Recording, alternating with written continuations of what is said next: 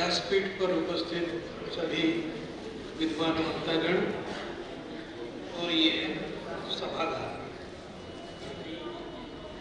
पंडित जी की लालित्य के संबंध में विचार करते हुए तीन बातों की मैं मुख्य रूप से चर्चा करना चाहूंगा। एक तो है पंडित जी की विदग्ध रसवृत्ति,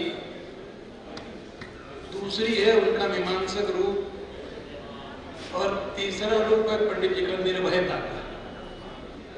ये मीमांसा क्या होती है?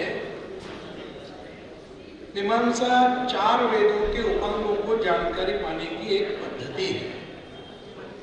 मीमांसा को यज्ञ विद्या कहा जाता है, द्वादश लक्षणी कहा जाता है, जिसमें धर्म और ब्रह्म विषय विवेचन चलता है, कर्म, ज्ञान और जागरण की स्थिति होती है।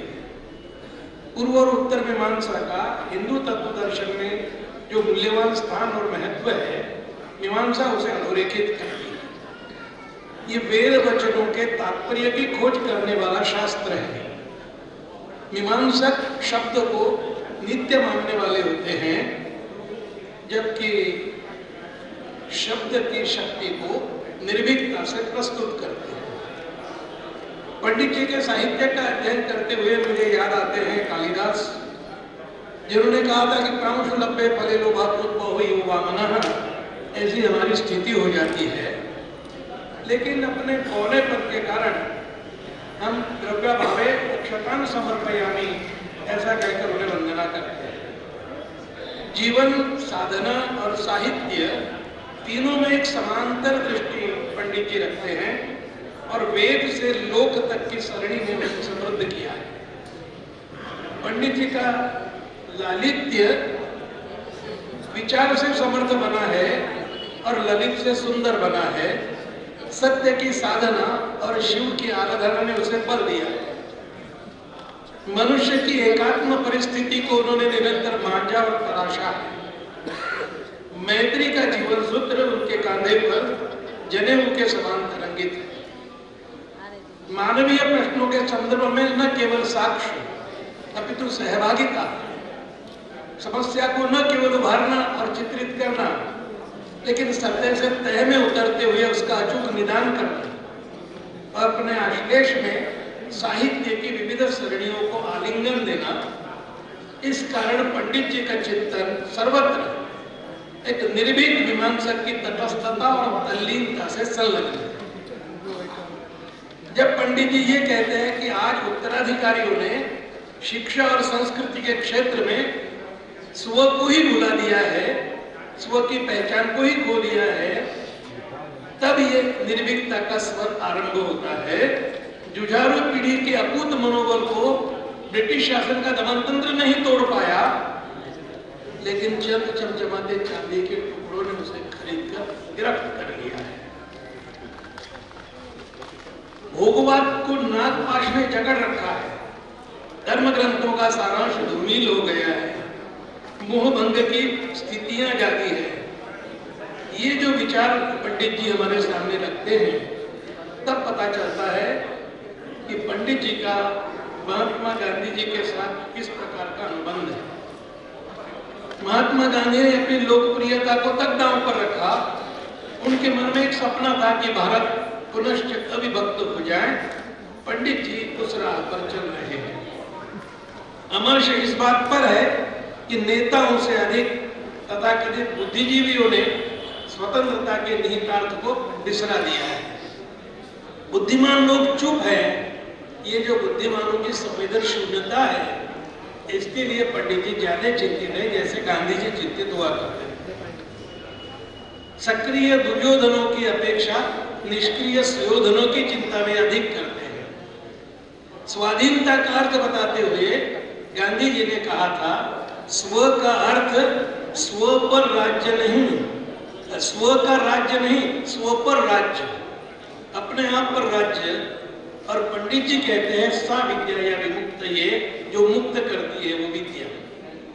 पंडित जी के रसवृत्ति का विचार करते हुए ये बहुत आश्चर्यकारक सत्य हमारे हाथ लगता है कि जिसे कभी एक और रसाह कहकर वंदना की गई थी, ऐसे एक करुण रस की बात में करते हैं। महाभारत की चर्चा करते हैं, महाभारत की चर्चा करते हैं तो करुण रस की बात करते हैं। महाभारत का रस अनुशंस भाव कहते हैं। महाभारत के प्रमुख पुरुष चरित्रों में अगर कृष्ण का चरित्र देखें, भीष्म का देखें, धर्मराज का देखें, और महिलाओं के चरित्र में कुंती, गांधारी और द्रौपदी का चरित्र देखें, तो इस करुण धारा की प्रवहमानता हम आसानी से पा सकते हैं। पंडित जी हमेशा उदात्त मानवीयता की बात करते हैं। मध्ययुग में कभी चंडीदास ने कहा था, समारोह परे मानुष सत्य।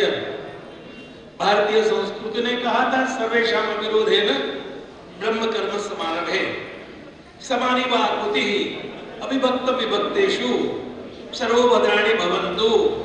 बोधिचर्य अवतार ने कहा, सर्व दुख प्रशांति कृत। सुवर्ण प्रभा सूत्र ने कहा, सर्वे च सत्त्वा सुखिनो भवन्तु। ये जो निर्भीकता है, ये निर्भीकता पंडित जी को सर्व और बहुल के बीच अंतर करना, एक नया अध्याय जोड़ने के लिए दिशा देती है। सत्ता की हविष ने किस प्रकार से मूल्यहीनता पाल रखी है, तो ये चिंता सौहार्द, सहयोग और साझेदारी की दिशा में कब चलने लगेगी, इसका पंडित जी विचार करते हैं। इसलिए जब हम उनके सर्व या बहुल निबंध की बात करते हैं, तभी यह अत्यंत उपयुक्त और संस्मरणीय निबंध है। आजादी के कुछ दशकों के बाद बहुलतावाद की चर्चा आरंभ हुई और प्राचीन काल से बहुल के स्थान पर जो सर्व का प्रयोग हुआ है, क्योंकि सर्व एक व्यापक शब्द है जिसमें लघु और अल्प भी समाये हुए हैं। भारतीय संस्कृति ने इस बात का आग्रह रखा है। हमारे शास्त्रों ने निरंतर क्षुल्लक यानी क्षुद्र को भी याद किया है। पंडित जी का विचार एक आस्था का विचार है, विश्वास का विचार है और श्रद्धा का विचार है। क्योंकि आस्था विश्वास से भी सूक्ष्मतर है और श्रद्धा विश्वास से सूक्ष्मतम है। दूसरों का हित सोचना श्रद्धा और विश्वास का प्रत्यय है। तो पंडित जी के मन में एक नए शब्द पथ पार कर एक नए प्रातः काल के स्वागत की भूमिका है। लालित्य की मूल दिशा और मूल दशा पंडित जी का इस प्रकार का निर्भय होना है। और इस अंधेरी तमसावृत रात्रि में ये भरोसा और भी अधिक है और अधिक राहत देने वाला है। भले ही बहुत सारी मासूम, निरीह, सहज जिंदगी का ताजा लहू इसकी कीमत अदा कर ही क्यों न हो, लेकिन मन में ये विश्वास है कि अमावस्या के दिन अपने को संपूर्ण रूप से सूर्य की कला में विसर्जित करके जो सूक्ष्म शक्ति जागती है, पंडित जी उसे अमृता कला कहते हैं।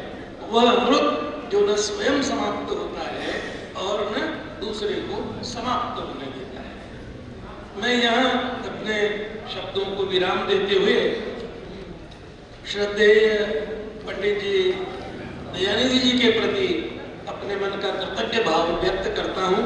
आप सबके प्रति आदर व्यक्त करता हूँ। धन्यवाद।